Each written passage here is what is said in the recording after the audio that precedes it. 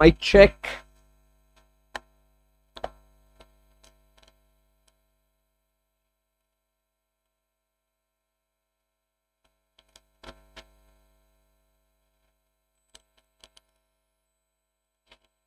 चलिए guys, in the live streaming audio video check कर लीजिएगा दोस्तों एक बार मस्त। ओके,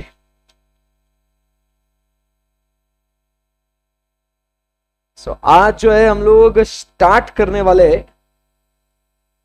बहुत बहुत बहुत बढ़िया चैप्टर, आपका one of the favourite chapter. कौन सा गाइस? Marginal costing. यस, जिसका आपको था इंतजार। चलिए बढ़िया बढ़िया क्वेश्चन करता है दोस्तों। Let's rock guys. Hello Ashwin, Manali, Ankit, Kriti, Kiran. Okay, let's start. So my dear friends, the first question, marginal costing. हमने ऑलरेडी प्रीवियस वीडियोस में मार्जिनल कॉस्टिंग के फॉर्मूलाज जो है हम लोगों ने डिस्कस कर रखे थे, आपको याद होगा।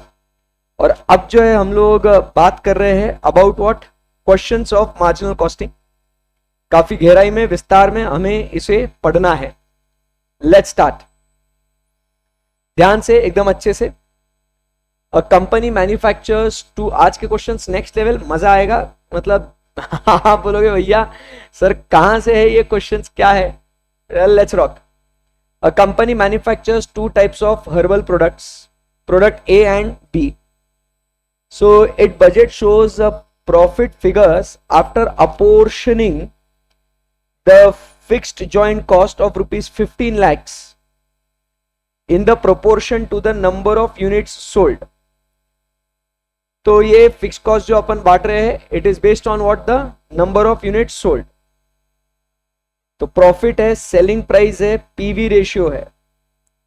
Okay, so you are required to calculate the best option among the following if the company expects the number of units to be sold would be equal. ओहो, अगर कंपनी एक्सपेक्ट कर रही है कि दोनों के नंबर ऑफ यूनिट्स जो बेचने हैं अगर वो इक्वल रहे, तो आप बेस्ट ऑप्शन यहां पे कैलकुलेट कीजिए। क्वेश्चन क्रेजी है। Due to exchange in manufacturing process, the joint fixed cost would be reduced by 15% and variables would be increased by 7.5%. Number 2, this is option number 1, best option among the following. So ये option 1 है आपका। Option 2, price of A could be increased by 20%. As it is expected that the price elasticity of demand would be unity over the price range of price. तो price elasticity कितना बोल रहा है वो? मतलब सर ये प्राइस इलास्टिसिटी वाला concept लेके आ गए सर। मतलब सर ये ऐसे कर रहे हैं हमारे साथ, चीटिंग कर रहे हैं सर।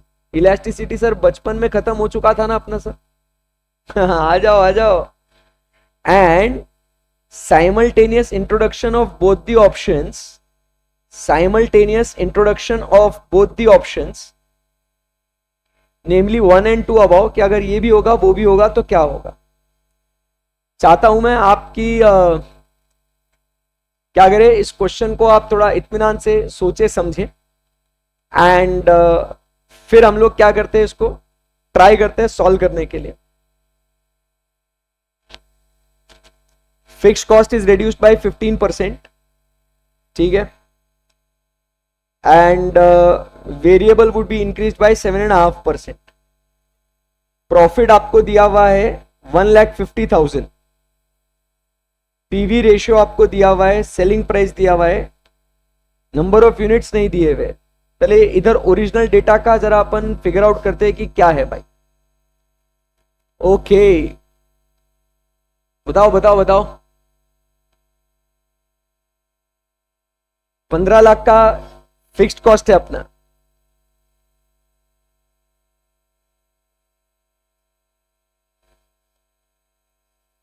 सोचिए,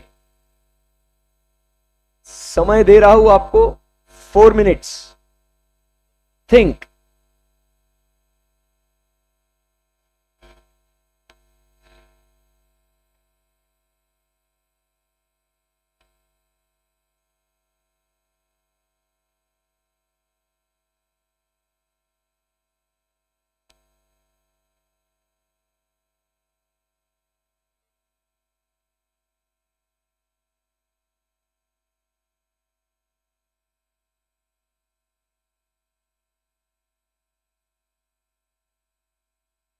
पहले आपको number of unit sold calculate करने पड़ेंगे।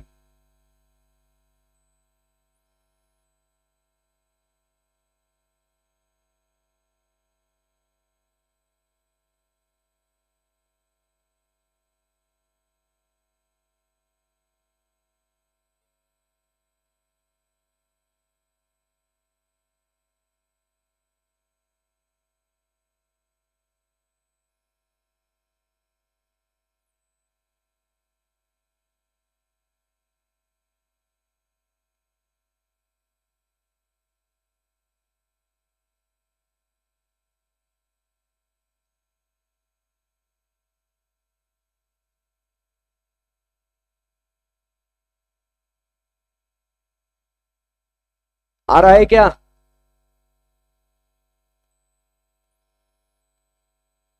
ब्रेक इवन पॉइंट नाउ, मतलब कैसा break even? Number of unit sold निकालना है। क्वेश्चन में कुछ डेटा दिया है आपको, फोकस करो।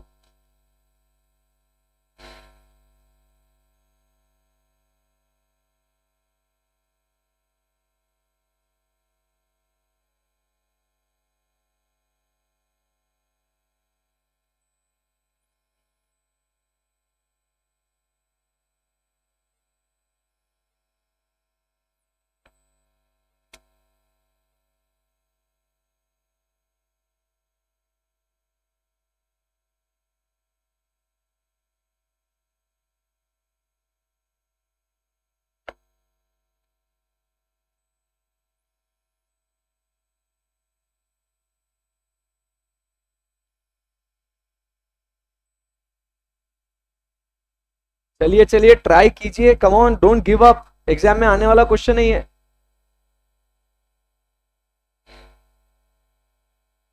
May 25 वाले बच्चों का परसों पेपर है। क्या कर रहे हो? Last 1 minute 15 seconds.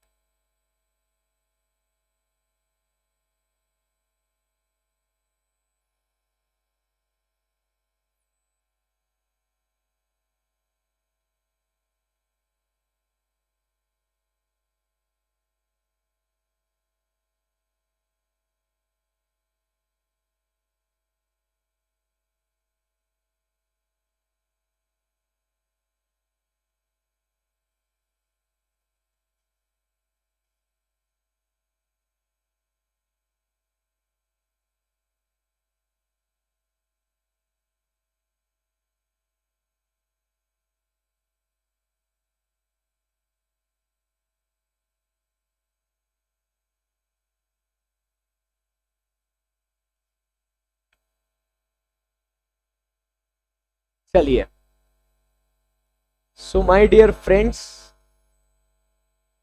आते हैं इसके डिस्कशन के पार्ट पे, जो आपको मजा आ जाएगा कि आप बोलोगे कि सर क्या बढ़िया क्वेश्चन है, मतलब थैंक यू सो मच कि हम ये क्वेश्चन को डिस्कस कर रहे हैं और हम कहाँ जा रहे हैं, क्या कर रहे हैं। आप फोकस कीजिएगा, ध्यान से सुनना। क्या बोल रहा है? द कंपनी मैन्युफैक्चर, क्वेश्चन को ध्यान से पढ़ना है। The company manufactures two types of herbal products. It's budget, मतलब कंपनी का budget, shows the profit figure of apportioning the joint fixed cost of 15 lakhs in the proportion of the number of units sold. इधर आगे बोला है the number of units sold will be equal, ये भी ध्यान में रखना है आपको। बजट आपको दिया है ए और बी का। compute the best option among the following if the company expects that the number of units sold will be equal. तो कंपनी के लिए अपने को काम करना है। तो यहां पे लेट्स डिस्कस गाइस। चलिए, solution. First let us calculate working note number 1, computation of number of units sold. ठीक है ना? Let's compute the number of units sold. So number of units of A is equal to X. मैं आपसे सवाल पूछना चाहता हूं, what will be the number of units of B? बताइए। If the number of units of A is equal to x, what will be the number of units sold of B? Obviously it will be what? X. दोनों के X होंगे ना, क्योंकि the number is equal ना, X ही होगा। ये एक क्लिक होना चाहिए। वाई वगैरह अगर आप लोग ऐसा तो गड़बड़ हो जाएगी। ठीक है, वेरी गुड। अब यहां से अपने को क्या करना है कि total contribution minus total fixed cost is equal to total profit. ठीक है, आपका तरीका अलग हो सकता है, कुछ हो सकता है, बट आंसर यही आना चाहिए। जैसे भी आप करो, बट आंसर ये होना चाहिए, total contribution minus total fixed cost is equal to total profit. So what is the total contribution? तो यहां पे हम लोग को पता है contribution is what? Sales into PV ratio minus total fixed cost is equal to total profit. अभी अपने को सेल्स और पीवी रेशियो पर यूनिट दिया हुआ है, तो अगर अपन बात करें ए के लिए, तो सेलिंग प्राइस उसका कितना है? 200 इंटू पीवी रेशियो कितना है यहां पे? 40%। तो ये क्या हो गया? कंट्रीब्यूशन ऑफ ए। आपके लिए अपना सेल्फ नोट लिख देते हैं यहां पे, this is contribution of A multiplied by x, which is total contribution of what? A। फिर उसके बाद सेल्स कितना है? 120 इंटू 50%। सो ये क्या हुआ? This is what? Contribution of what? B multiplied by what? X. तो क्या ये अपने को टोटल कंट्रीब्यूशन आ गया क्या? Yes. Minus total fixed cost is 15 lakhs is equal to total profit कितना है? 1,50,000 प्लस 30,000। बराबर है कि नहीं? Yes sir. मजा आ रहा है सर? 200 इंटू 40%, पूरा डिटेल में लिखते हैं। 80x plus 60x minus 15 lakhs is equal to 1,80,000। So x is equal to 15 lakhs plus 1,80,000 is equal to 16,80,000 divided by 80 plus 60 is equal to 140. That is equal to 16,80,000 divided by 140. So 12,000 units. So number of units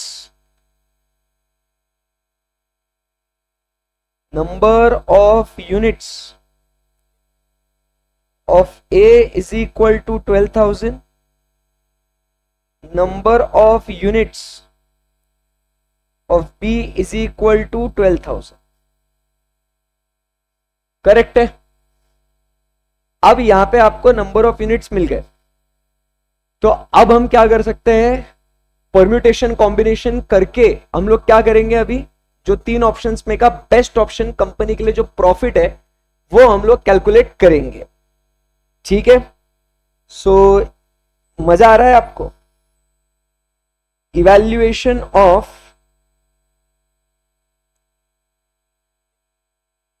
working note number 2, evaluation of option 1। Are you there? Evaluation of option number 1। तुमको मैं बता रहा हूं ना, ये questions you go crazy, मतलब कभी solve नहीं करे होंगे तुम। सो ऑप्शन 1 में क्या बोला है? Due to exchange in the manufacturing process joint fixed cost is reduced by 15%, and variable would be increased by 7.5%. अब मुझे एक बात बताओ, अब variable cost if it is increase bye 7.5% तो क्या हो जाएगा बताइए, अब क्या हो जाएगा बताइए, इसमें क्या करना है अभी अपने को, what will be the revised contribution, चलो बोलो, revised contribution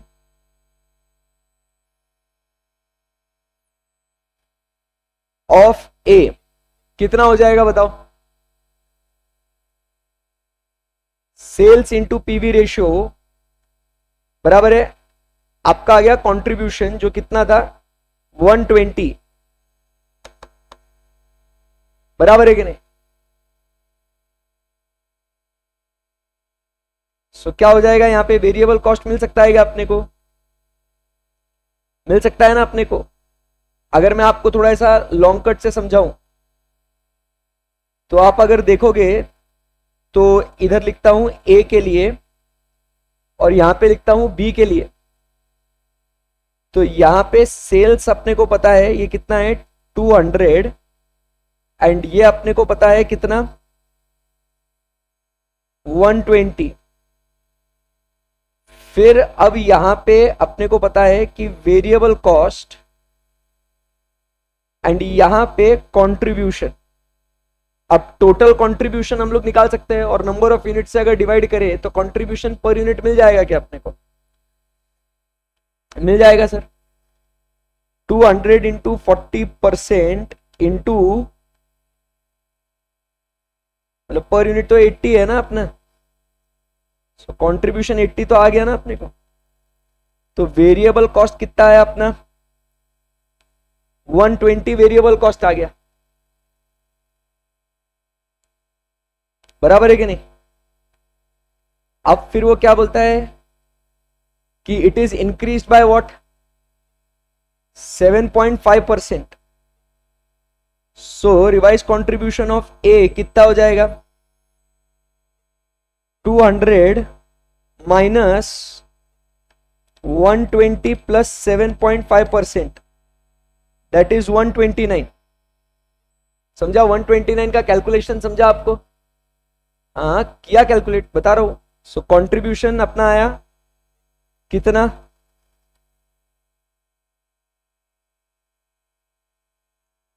revised contribution of A is equal to minus 129 into 12,000 units, so 200 minus 129 into 12,000 because number of units के बारे में कुछ नहीं बोला है अभी, so 8,52,000 and number 2 revised contribution of B, इसका कितना था 60, so variable cost was 60,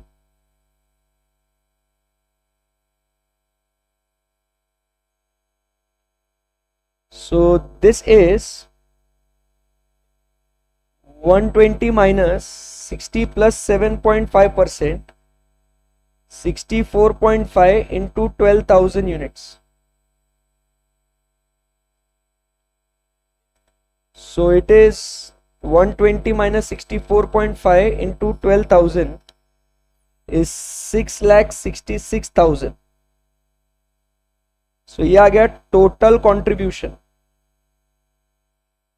total revised contribution.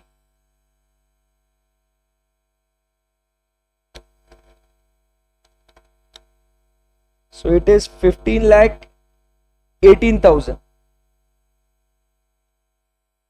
Revised fixed cost 15 lakh में से कितना कम होगा, 15 lakh minus 15% is 12,75,000, 12,75,000। So revised profit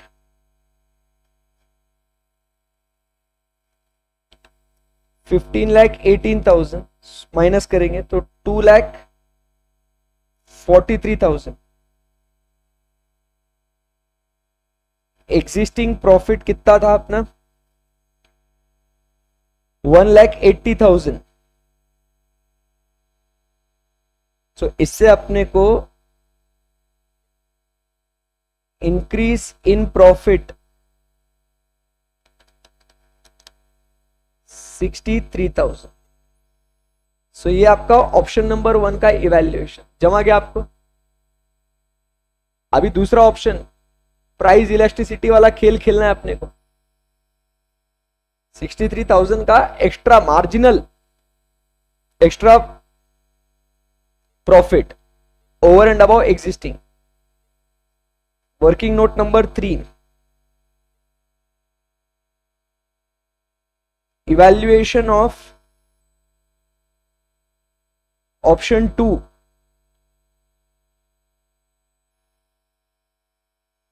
मजा आ रहा है क्या आपको?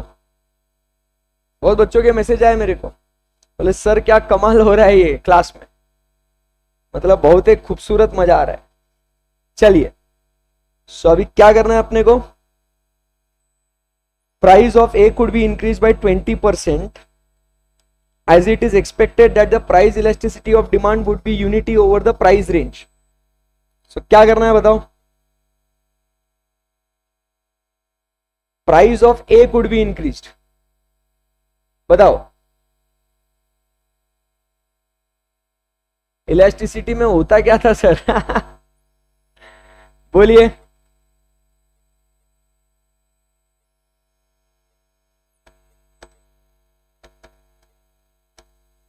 कैसा करेंगे अभी इसको?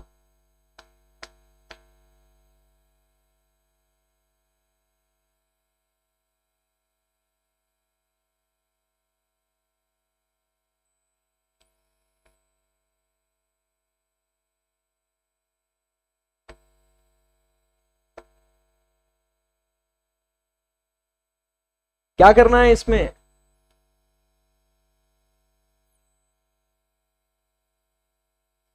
चलिए अब यूनिटरी इलास्टिक की अगर बात करें तो अपन क्या कहते हैं, मैं आपको जैसे बताता हूं, uh total revenue will be the same. किधर आऊं मैं? आ जाओ सर, किधर तो भी आ जाओ सर, हमें फाउंडेशन में लेके आ जाओ। फाउंडेशन में मतलब ये आपको ध्यान में रखना बहुत जरूरी है भाई। और इधर जो है आ जाओ सारे। अरे भैया अगर ऐसा एग्जाम में क्वेश्चन आ जाए ना, यूल गो क्रेजी भाई। टोटल आउटले और उसमें टोटल रेवेन्यू की बात करेंगे, ठीक है? आ जाओ, ये फाउंडेशन का पढ़ा रहा हूं मैं आपको।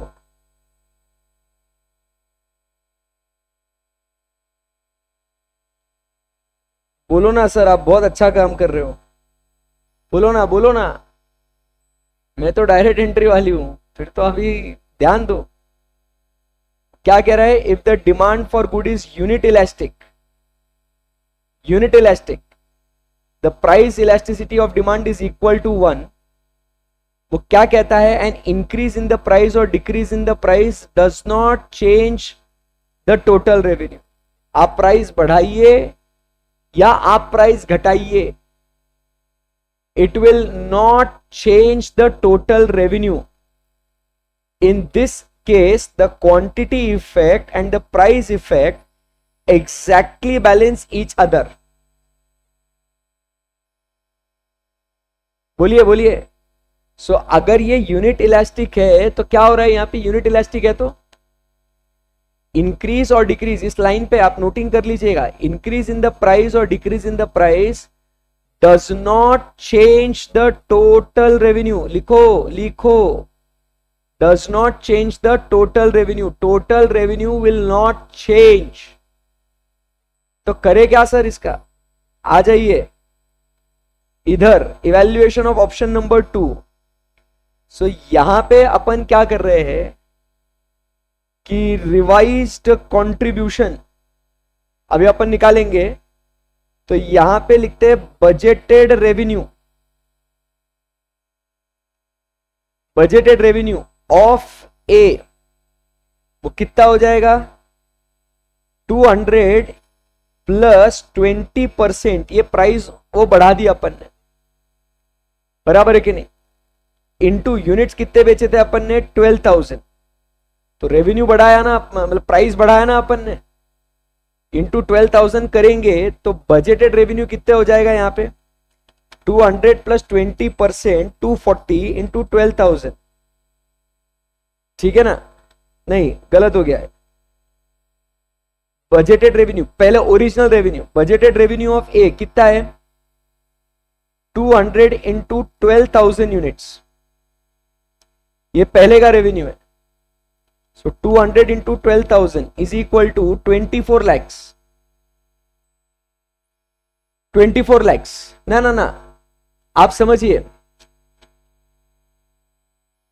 सर, ऑफलाइन लेक्चर कब और कहां होने वाले हैं, कौन से बेटा ऑफलाइन लेक्चर कब कहां कौन से, समझ में नहीं आया। अगर आप अगले अटेम्प्ट की बात कर रहे हो तो it is going to start from 1st of July at Prestige Point, ठीक है। ये बजटेड रेवेन्यू ऑफ ए, या अपन ऐसा लिखते हैं बजटेड रेवेन्यू मतलब ये इधर मैं बोल रहा हूं यहां पे, ये कौन सा है original revenue of A, original revenue इतना है उसका। अब क्या होगा revised selling price, revised number of units मैं आपको बताता हूं, रिवाइज्ड नंबर ऑफ यूनिट्स कितने हो जाएंगे, so it is equal to total revenue जो ओरिजिनल है, टोटल रेवेन्यू जो ओरिजिनल है डिवाइडेड बाय, क्या करेंगे total revenue divided by new selling price, बराबर के नहीं, बिकॉज हमने क्या बोला note as elasticity is equal to 1, total revenue will remain same irrespective of increase or decrease in selling price, ये ध्यान में रखना आप। सो यहां पे आपके नंबर ऑफ यूनिट्स कितने आ जाएंगे 24 lakhs divided by new selling prices 200 plus 20%, that comes to 10,000 units. तो मतलब आप 200 पे 12,000 यूनिट बेचेंगे, या अगर नया सेलिंग प्राइस आपका 240 हो जाता है तो आप 10,000 बेचेंगे, बट किसी भी केस में हमारा टोटल रेवेन्यू जो है वो 24 लाख ही रहेगा ऑफ व्हाट ए। गाइस बोलो अच्छा लगा कि नहीं लगा यार, एग्जाम में आप बोलोगे इलास्टिसिटी इज इक्वल टू 1, भाई मेरे को खेलना ही नहीं है क्वेश्चन।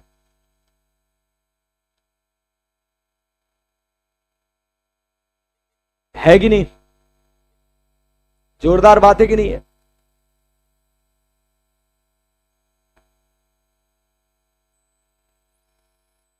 चलिए सो अब यहां से आगे बढ़ते हैं।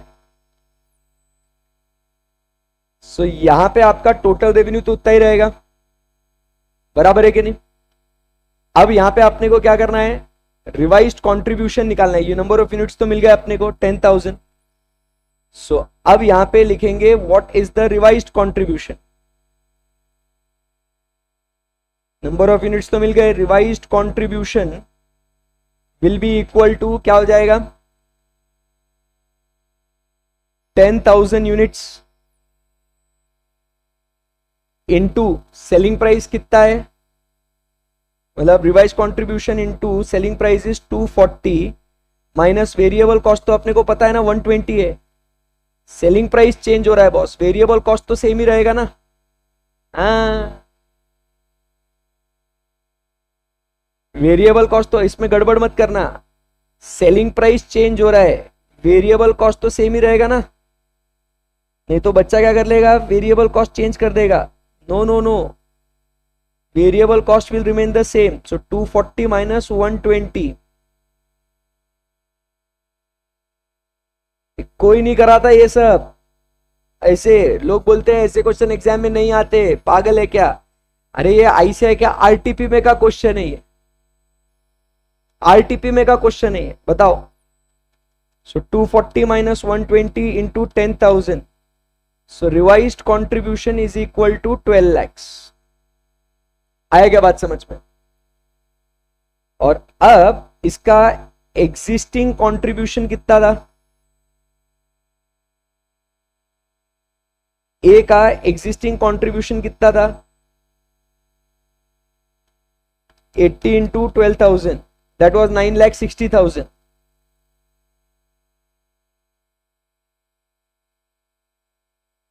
तो यहां पे उसको इंक्रीज इन कंट्रीब्यूशन मतलब ही प्रॉफिट कितना हो जाएगा, क्योंकि फिक्स कॉस्ट तो सेम रहेगा ना, उससे तो फर्क ही नहीं पड़ेगा ना। It is irrelevant for decision making, बराबर है कि नहीं? So increase in contribution that is increase in profit is equal to कितना हो गया?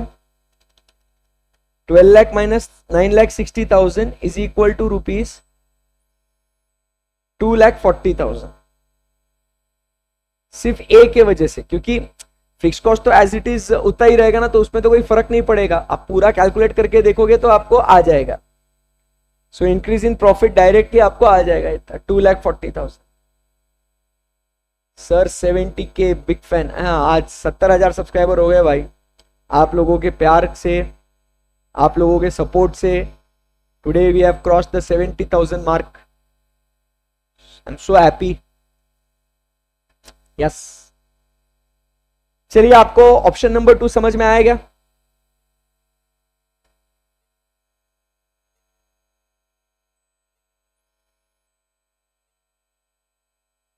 Increase in profit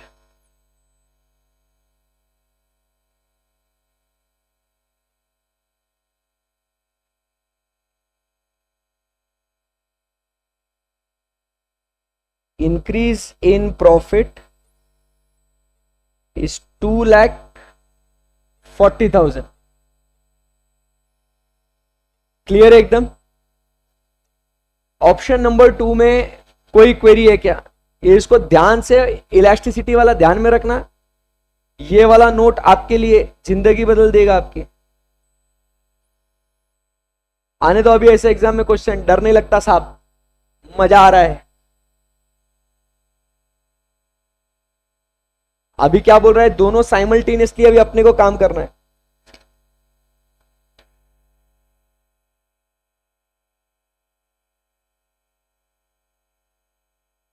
working note number 4। So working note number 4 में अभी क्या करना है अपने को?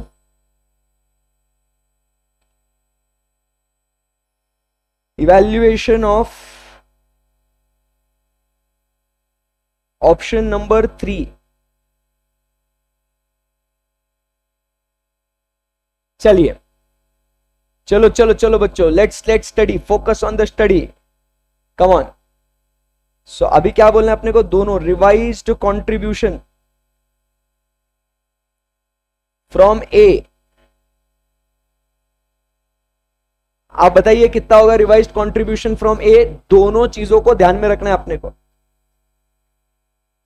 दोनों चीजों को ध्यान में रखना है कि आपका नंबर 1 वेरिएबल कॉस्ट भी आपका बढ़ रहा है और नंबर ऑफ यूनिट्स आपके 10,000 है। हमने ऑप्शन 2 में ये वाली चीज कैलकुलेट कर ली थी, याद होगा आप लोगों को। सो दोनों ऑप्शन में रिवाइज्ड कंट्रीब्यूशन क्या हो जाएगा? 10,000। ये आया आपका ऑप्शन नंबर 2 से, बराबर के नहीं? मल्टीप्लाइड बाय सेलिंग प्राइस, तो उसकी कितनी थी? सेलिंग प्राइस कितनी थी उसकी? 240। ये भी आया आपका ऑप्शन नंबर 2 से, माइनस वेरिएबल कॉस्ट कितना हो गया आपका? 129। ये कहां से आया? ये ऑप्शन नंबर 1 से। हेलो, 10,000 यूनिट हमने लिए ऑप्शन नंबर 2 से, 240 सेलिंग प्राइस हमने ली ऑप्शन नंबर 2 से, और वेरिएबल कॉस्ट हमने बढ़ाई ऑप्शन नंबर 1 से। दोनों कंबाइन करने को बोला है कि नहीं? हाँ, अभी सर जान में जान आई। So 240 minus 129 into 10,000 is equal to 11,10,000। 11,10,000 done है क्या? एकदम समझा क्या? कुछ क्वेरी है तो शूट, क्योंकि क्वेश्चन में बोला है भाई, क्वेश्चन में बोला है कि that simultaneous introduction of both the options namely 1 and 2। Wow wow question हो गया ये तो। फिर उसके बाद रिवाइज्ड कंट्रीब्यूशन फ्रॉम बी, तो उसका कोई स्ट्रेस नहीं है अपने को, उसके तो 12,000 यूनिट्स ही है, इनटू उसका सेलिंग प्राइस और कंट्रीब्यूशन, रिवाइज्ड कंट्रीब्यूशन हमने निकाल लिया था 120 माइनस 64.5, 120 माइनस 64.5, तो वो हमने निकाला था 6,66,000। So total revised contribution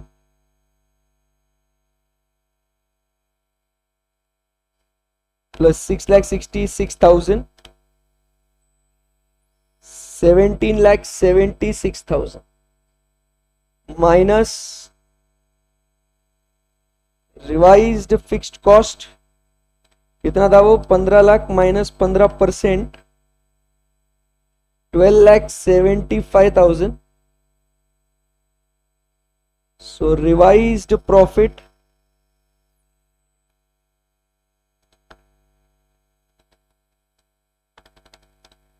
so it is 5,01,000।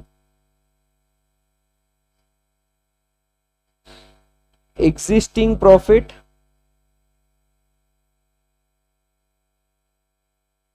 1,80,000। तो इंक्रीज इन प्रॉफिट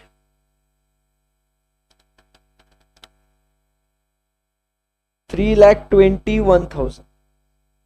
अब बताइए कौन सा ऑप्शन बेटर है, 321, 240 या 63? Any given day 321 and that's it.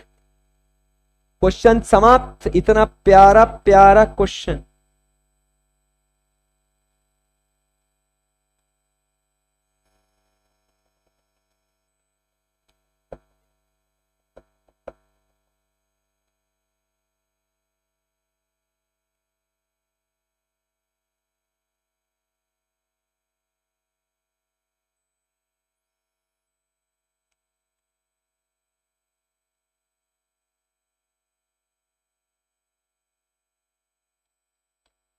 La la la la la। That's it, yeah, that's it। Let's go ahead। चलिए बाबू, कितना छोटू सा क्वेश्चन था ना। चलिए आते हैं क्वेश्चन नंबर 2 पे। बढ़िया क्वेश्चन है question number 2। Let's rock. November 2018। A company sells its product for ₹15 per unit। In a period, it sells 8,000 units at a loss of 5 per unit. And if the volume is raised to 20,000 units, it earns a profit of 4 per unit। Wow, आपके लिए काफी आसान है ये। Calculate the break even point in terms of rupees as well as units. ये fast हो सकता है आपके लिए। ये आपको पता है, ऐसे अपन ने क्वेश्चन सॉल्व करा हुआ है। इसमें बस वो क्या होता था, टेबुलर फॉर्म में दिया होता था। बराबर है कि नहीं? चलिए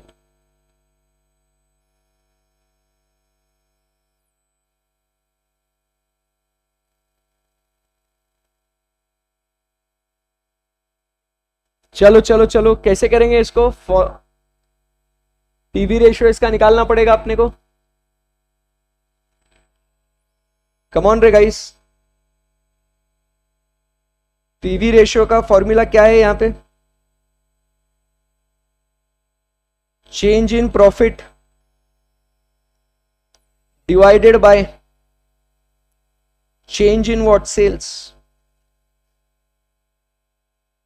So change in profit divided by change in sales.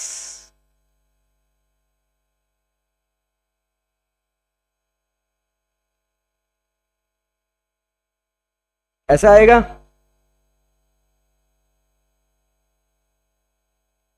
या ऐसा तो करना पड़ेगा, बट क्या क्या दिया अपने को? सेलिंग प्राइस दिया है, sales 8000 units, number of units पे फर्क पड़ रहा है, नंबर ऑफ यूनिट्स पे फर्क पड़ रहा है। न्यू वापस दिमाग लगाना पड़ेगा। क्या क्या दिया है? Question number 2, particulars, option 1, option 2, selling price per unit कितना दिया है? Selling price per unit 15, 15, 15। number of units sold 8000 and 20000, 8000 and 20000। फिर यहां पे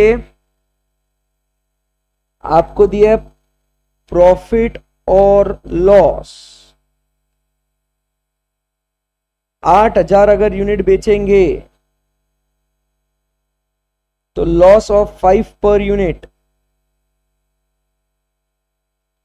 एंड 20000 बेचेंगे तो प्रॉफिट ऑफ 4 पर यूनिट। ऐसा दिया है, लिखता हूं मैं। सो अभी क्या हो जाएगा यहां पे? टोटल सेल्स कितना हो जाएगा एंड टोटल प्रॉफिट और लॉस, ऐसा कैलकुलेट करना पड़ेगा ना। 15 into 8000 is equal to 1,20,000, 15 into 20,000 is equal to 3 lakh,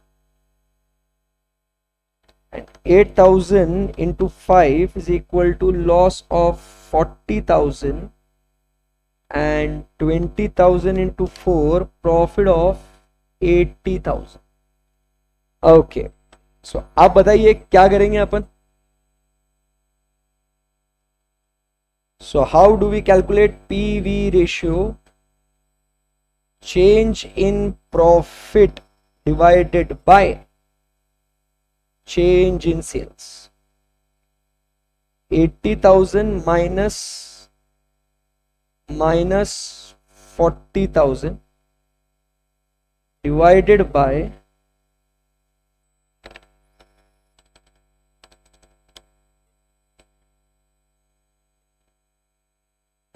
divided by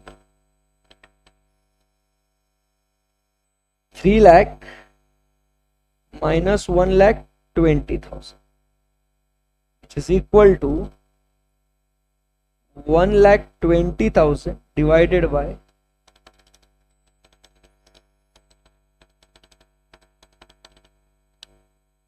1,80,000। Therefore, PV ratio is equal to 1,20,000 divided by 1,80,000, 66.67%। और अगर PV रेशियो आ जाएगा, इससे हम लोग फिक्स्ड कॉस्ट तो कैलकुलेट कर ही सकते हैं। 66.67% ये आ जाएगा अपना। तो फिक्स्ड कॉस्ट तो कैलकुलेट कर सकते हैं। बोलो भाई।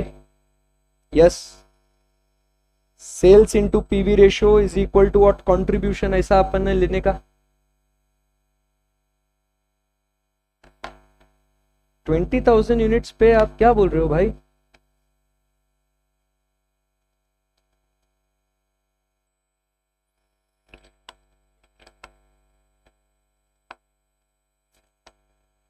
ऐसा बोलोगे तो कैसा चलेगा भाई? आपको कंट्रीब्यूशन, देखो sales into PV ratio is equal to contribution, तो आपको फिक्स्ड कॉस्ट कैलकुलेट करना पड़ेगा। अरे दूसरे की भी तो सेम ही रहेगी ना फिक्स्ड कॉस्ट, क्योंकि प्रोडक्ट एक ही है भाई, इधर दिस और दैट। अभी अपने को बस क्या करना है,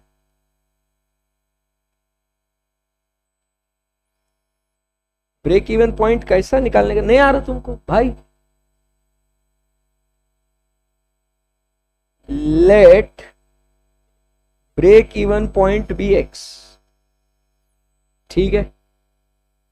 so break even sales is equal to क्या हो जाएगा, let break even point in units is equal to X. तो ब्रेक इवन सेल्स कितना हो जाएगा, ऐसा नहीं करेंगे, चलो एक काम करते हैं, सेल्स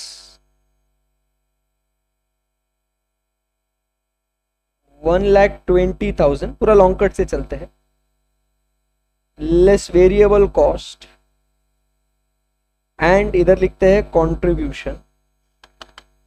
सो 1,20,000 इंटू 66.66666666% तो कंट्रीब्यूशन आया 80,000। कैसा आया, सेल्स इंटू पीवी रेशियो। सो वेरिएबल कॉस्ट ये आया कितना, 40,000। नाउ फिक्स्ड कॉस्ट जो कि मालूम नहीं है उसको कैलकुलेट करेंगे, एंड यहाँ पे प्रॉफिट या लॉस, ये अपन बात कर रहे हैं यहाँ पे ऑप्शन नंबर 1। तो प्रॉफिट और लॉस कितना बोला अपने को, 40,000। तो 40,000, तो फिक्स्ड कॉस्ट कितना आया, 1,20,000, बराबर है। अब अगर अपना फिक्स्ड कॉस्ट 1,20,000 आया, ये कैसे आया, बैलेंसिंग फिगर आया ये, ठीक है। तो अब ब्रेक इवन पॉइंट कैलकुलेट कर लेंगे, खत्म। So break even point is equal to fixed cost upon PV ratio, which is equal to 1,20,000 divided by 66.67%. 1,20,000 divided by 66 point, so that is rupees 1,80,000, and break even point is equal to rupees 1,80,000 divided by selling price is rupees 15, it is 12,000 units। क्या कर रहे हो बच्चों, नहीं है shortcut नहीं जम रहा, लिखो पूरा ऐसा डिटेल में सॉल्व करो उसको, कोई दिक्कत नहीं है उसमें, सारे क्वेश्चंस ऐसे ही है इसके अंदर।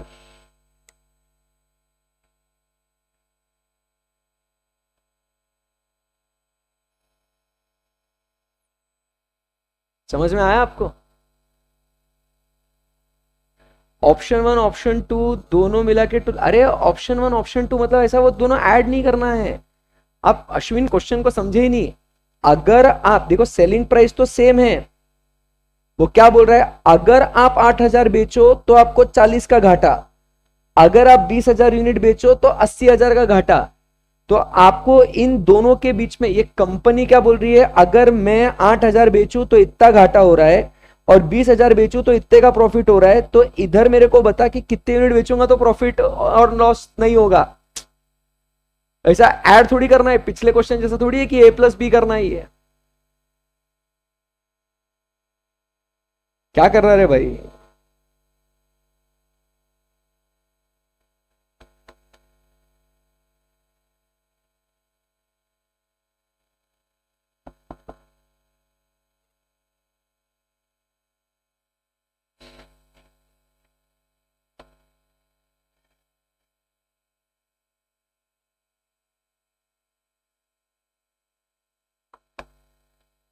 चलिए ये ऐसा वाला क्वेश्चन बहुत इजी है। हाँ, मार्जिनल में डिसीजन मेकिंग मतलब marginal costing is decision making ना बेटा Karan, marginal costing is about decision making भाई। ओके, क्वेश्चन नंबर 3,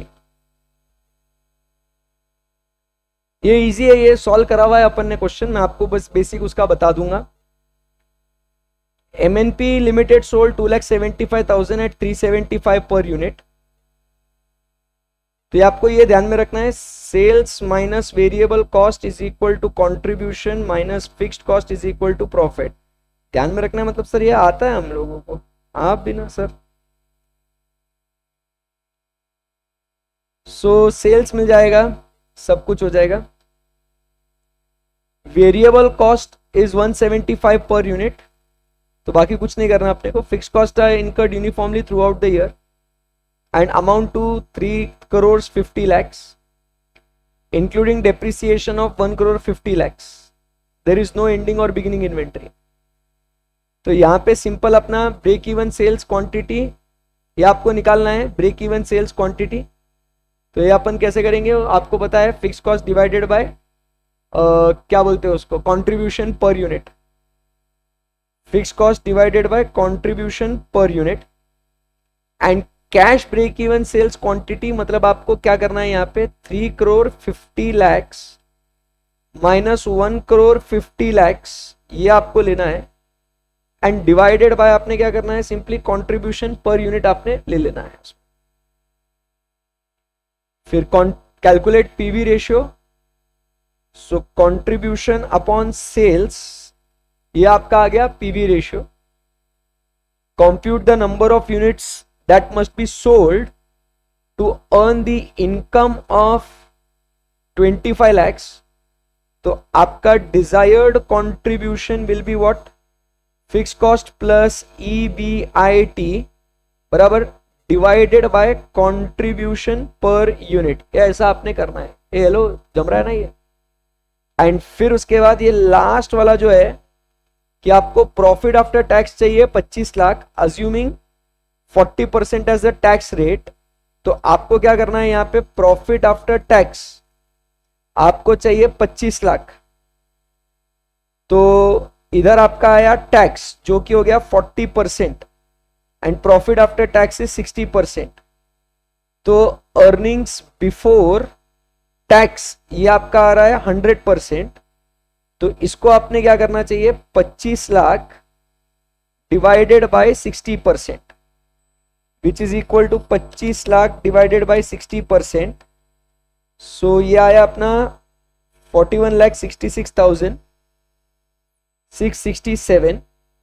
फिर यही आपका होगा EBIT, यही आ जाएगा और वही EBIT divided by contribution per unit.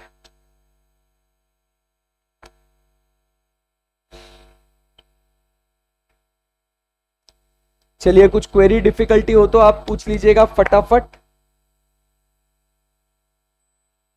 नहीं तो हम आगे बढ़ते हैं।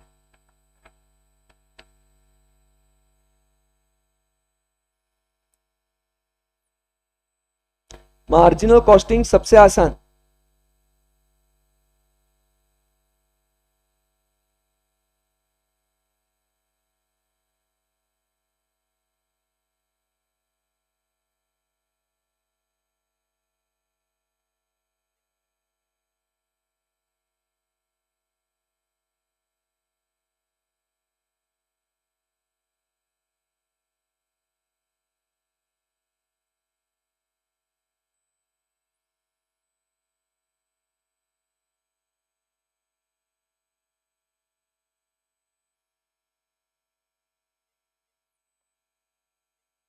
Done, yes. तो सिमिलर क्वेश्चन है आपका क्वेश्चन नंबर 4, May 19 RTP।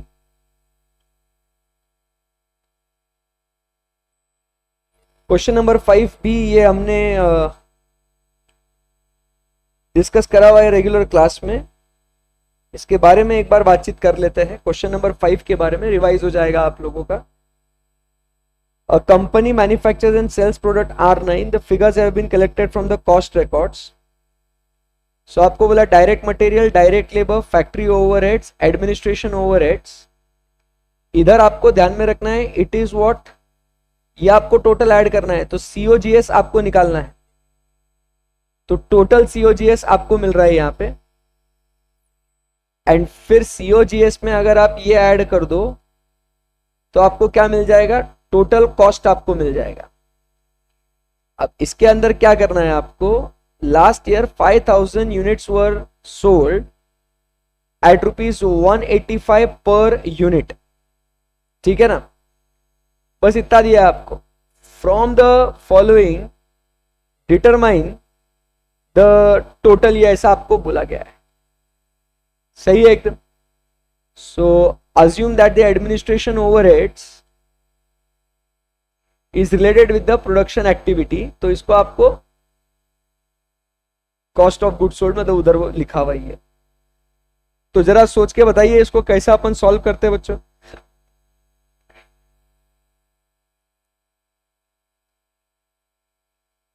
तो इसको कैसे अपन सॉल्व करेंगे इसको. तो हमने कॉस्ट ऑफ गुड्स सोल्ड पहले कैलकुलेट करना है. So 100% cost of goods sold is equal to 30% direct material of cost of goods sold plus 15% of direct labour plus 10% of factory overheads plus 2% of cost of goods sold is administration overheads plus 2,30,000 plus 71,000. So ये कितना हो गया, 30 plus 15 plus 10 plus 2 is equal to 57%. So 100% COGS is equal to 57% of variable plus 2,30,000 plus 71,000 is equal to 3,01,000. ठीक है, तो 57% COGS, 100% COGS ऐसा ही आता है आपका.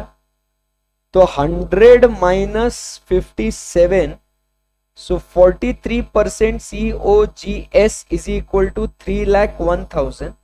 सो therefore cost of goods sold is equal to 3,01,000 divided by 43%. so cost of goods sold is equal to 7 lakhs. आया क्या बात समझ में. And cost of goods sold बराबर के नहीं प्लस आपका ये सेलिंग एंड डिस्ट्रीब्यूशन, तो आपको कॉस्ट ऑफ सेल्स मिलेगा. तो ऐसा आपने उसको सॉल्व करना है. कॉस्ट शीट बना के वगैरह कुछ नहीं करना है इसको भाई. ये हेलो अश्विन, समझा गया आपको. तो आपका COGS 7 लाख आया, तो 7 lakh into 30%, 7 lakh into 15%, 7 lakh into 10% and 7 lakh into 2%. तो ये आपका आ जाएगा वेरिएबल कंपोनेंट और ये आपका फिक्स तो है ही है. फिर आपका 100% cost of sales. So cost of sales is equal to 7 lakh cost of goods sold plus 4% COS plus 68,000. So 96% COS is equal to 7,68,000. So 7,68,000 divided by 96%. तो cost of sales is equal to 8 lakhs. तो 8 लाख का 4% is आपका variable. तो ये आप अगर करोगे this into this into this into this into this into this, तो ये आपका टोटल वेरिएबल मिलेगा और ये आपका टोटल फिक्स्ड मिल जाएगा आपको. तो आपको फिक्स्ड कॉस्ट मिल जाएगा, आपको वेरिएबल कॉस्ट मिल जाएगा, आपके नंबर ऑफ यूनिट सोल्ड आपको पता है, सब कुछ आपको फिर बस उसको कैलकुलेट करना है.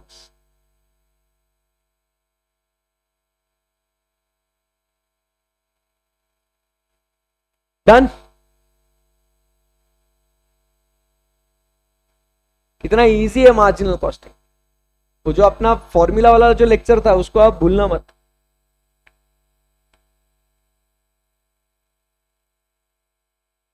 क्वेश्चन नंबर 6 सिमिलर टाइप का क्वेश्चन है ये।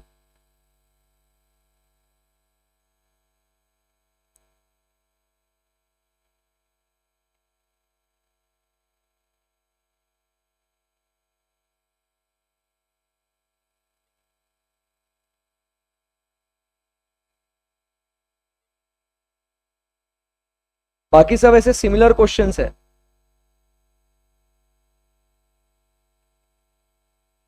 वही ब्रेक इवन, वही ब्रेक इवन, ऐसा तो आपने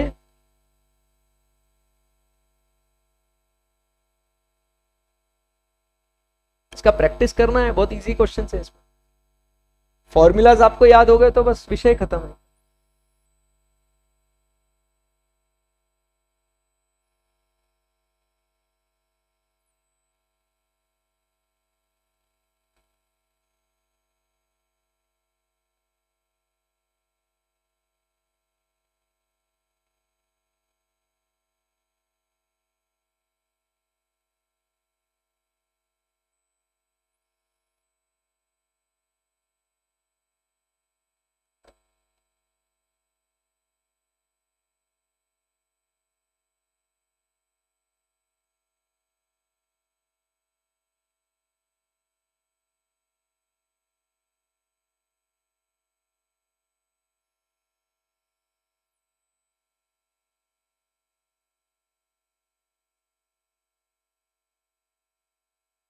चलिए, सो आई बिलीव यहां तक तो सही हो रहा है, सब बढ़िया एकदम।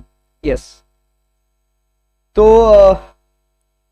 इसके आगे के क्वेश्चन हम लोग क्या कर लेंगे। अभी मेरा फाउंडेशन का लेक्चर है मेरा, शाम को मैं एक स्ट्रेटजी वीडियो में अपलोड करने वाला हूं। जिनका एग्जाम मई में है ना, तो उन बच्चों के लिए मैं स्ट्रेटजी वीडियो एक अपलोड करूंगा मैं, ठीक है, कि किस तरीके से आपने आपका 1.5 डेज का स्ट्रेटजी आपने प्लान करना है। Right, yes. कल लेक्चर नहीं होगा, कल होगा, होगा ना भाई, होगा लेक्चर। यस। सो एग्जाम के लास्ट डे पर क्या कुछ पढ़ना चाहिए, कैसे पढ़ना चाहिए, बस मेरा फाउंडेशन का लेक्चर खत्म होने के बाद एक लेक्चर में आपको, मतलब एक शॉर्ट वीडियो 5-6 मिनट का, 7 मिनट का, कि किस तरीके से आपने आपकी पढ़ाई आपने करनी चाहिए इस 1.5 डेज में, कौन से टॉपिक्स आपने आज कवर करने चाहिए, कल के लिए कौन से टॉपिक्स आपने रखने चाहिए, कैसे क्वेश्चंस आपने गो थ्रू करने हैं। तो वो चीजें मैं आपको बताऊंगा जिनका एग्जाम मई में है। Okay, yes. कल करेंगे ना ये क्वेश्चंस, करेंगे ना, वो तो करेंगे करेंगे करेंगे करेंगे करेंगे, ठीक है। बाकी आप ही आपकी प्रैक्टिस जारी रखो, कल करने वाला हूं ये क्वेश्चंस को, आप टेंशन मत लो, ठीक है। ओके ओके, चलिए, thank you very much, bye bye. I hope you guys had a wonderful session today. Marginal costing का यूनिटी वाला भारी था एकदम, मजा आ गया। ओके, चलिए, thank you very much guys, tata, bye bye.